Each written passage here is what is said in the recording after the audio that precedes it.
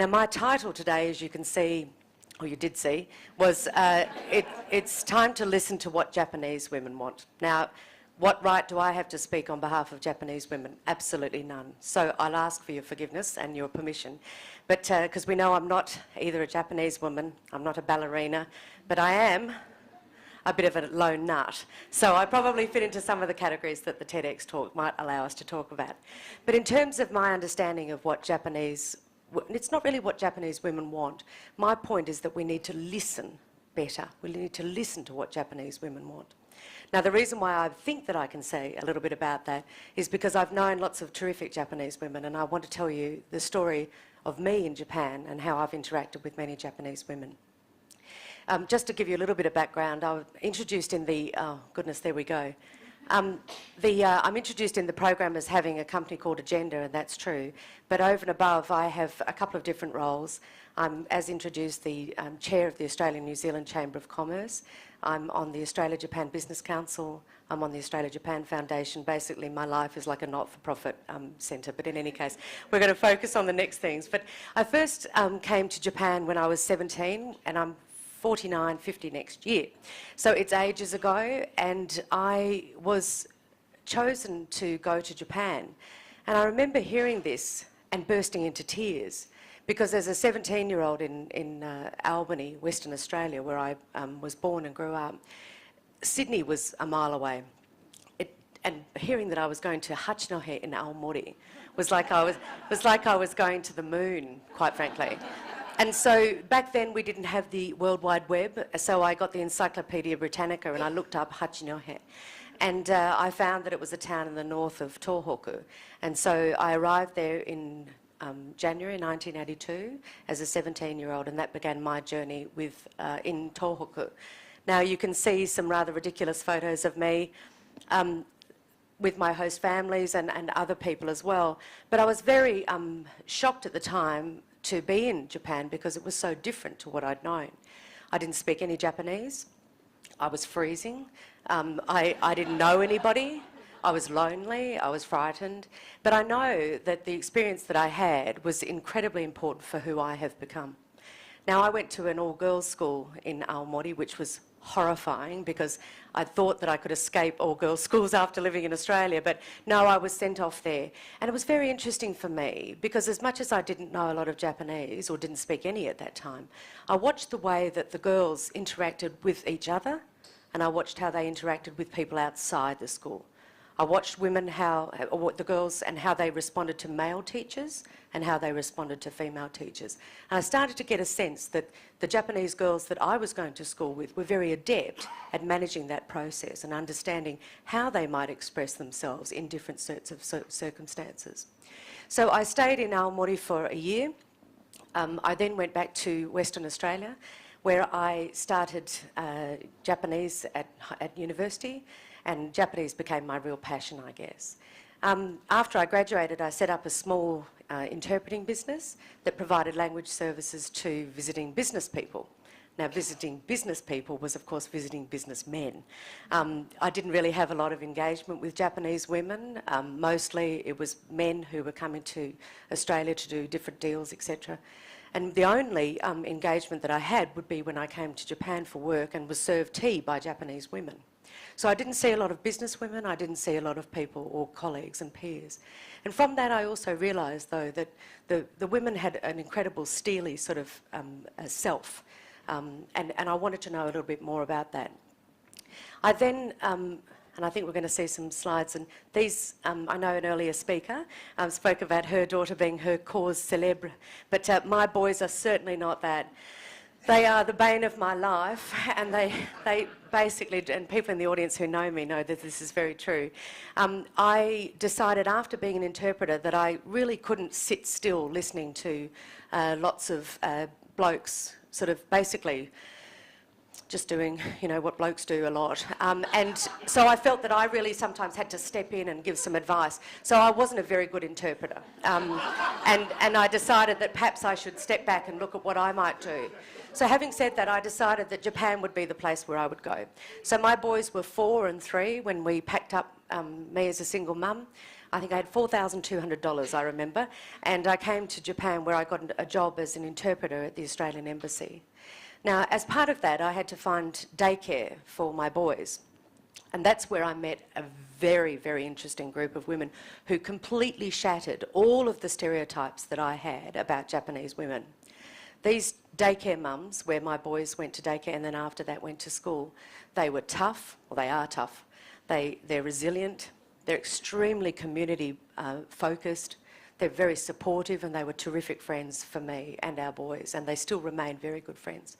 They drank a lot of alcohol. They were, and they had tough lives. I could see that the Japanese women were, in many cases, looking after elderly parents or in-laws. They were working, they were parents, they were juggling the pressure that the school might put on you. And there were lots of different ways that I saw that these women could teach me about how I could be a better mum and a better worker. So then I moved on and I set up my own business, which is called Agenda. And I had a lot of different, oh, there we are with the big steak knives. I started a business where I imported product from Australia and from the UK and from America. Now, this is probably one of these decisions that earlier speakers have spoken about and said that it's those defining moments. I probably should never have done it because, quite frankly, it's not been financially wise. It's caused me all sorts of grief along the way. But what it did teach me was the importance of knowing your customer. It taught me a little bit about navigating my way through a very blokey world and a very businessman-oriented world. But it taught me about understanding what Japanese women want. Because after all of the product that I brought in was basically targeted at Japanese women. So I used to ask myself, why were the buyers all men? Why did the buyers not listen? Where were the female buyers? But the very successful salesmen were the ones who listened very carefully to what Japanese women wanted. Now, after that, I moved on to working, as Patricia mentioned, in the beef industry. Now, I started that role in October 2010, and immediately after that, in March, as we know, the terrible tragedy in Tohoku took place. Now, as part of that, the beef industry decided, Japan being its biggest market, that we would focus on looking at how we might support producers in Tohoku. So I met some very, very special individuals through that process, and some of them are the girls who are at the school Miyagi Nogyo Koko, which is the agricultural college, and also Ozawa-san, who lives in Rikuzen Takata and lost 8 family members in the tsunami. But what they taught me, as an older Japanese woman and young Japanese woman, was the importance of getting on with things, the importance of resilience and the importance of getting on with stuff. I then came, as part of my role as the regional manager for the Meat and Livestock Association, and that, as was described, is a very, very male-dominated world. I had another look at what really were we selling and who were we selling that to. And when I looked around, I realised the consumer is once again, it's the female. The Japanese woman is making the decision about where you might go for dinner, what they're going to have for dinner. And so there's a lot of reasons why I needed to know more about what Japanese women want and why do they want it and what should we be doing to provide that. So I asked my team to have a look at getting together some, like refocusing our marketing activities. So we decided to really commit to looking at what Japanese women want. How do they want the package to look? Do they want more recipes, more information on nutrition? What do people want? Now, that was met with a fair bit of resistance because everything else to date had worked well, and Australia's biggest market for beef is Japan, and we'd done everything properly. So I said, let's do something different. And I asked my team to go and identify groups of women who were buyers. They were working in food service companies, retailers, suppliers, etc. And we got them together, and I said, I'm taking them to Australia to show them more about our industry. Oh no, that's a waste of money, it won't work, and there aren't any women working in the beef industry. And I know you're not allowed to swear in the TEDx talks, but I may. But in any case, I said, find me those women because I know they're there. Now, at the time, not only my team, but the company back in Australia sort of said, well, maybe you should be focusing on taking male buyers. And I knew that the women were the real McCoy. I knew that the Japanese women who were in these positions were very, very talented, extremely highly regarded in their own business, and also that they had an understanding of how they could sell our product better. And we needed to work with them, not against them. So we took our first group, and they were the original beauties, as we call them. So they're the original beauties. We've had 4 groups in total, another group of food service and retailers. Then we took some women from Kansai, and then we took some dietitians and nutritionists. And so all through this process, we've been trying to determine what it is that the Japanese consumer is looking at. Now, aside from all of the important research, the feedback, and the great fun that we had, the most important thing for me professionally, and personally, of course, is to see these groups of iron beauties working together now, working with each other's companies, which doesn't often happen. You know, you see a lot of friendship and networks, and they're a great source of fun, but they've taught me so much about resilience, again, tenacity, and standing strong. So I'm very, very proud of the shift that we made in terms of our marketing.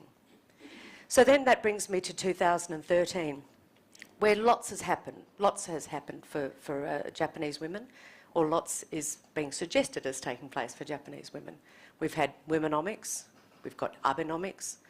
Sheryl Sandberg came and told us that if we all lent in, things would be better. And you know, that might be for some women, but is it right for Japanese women?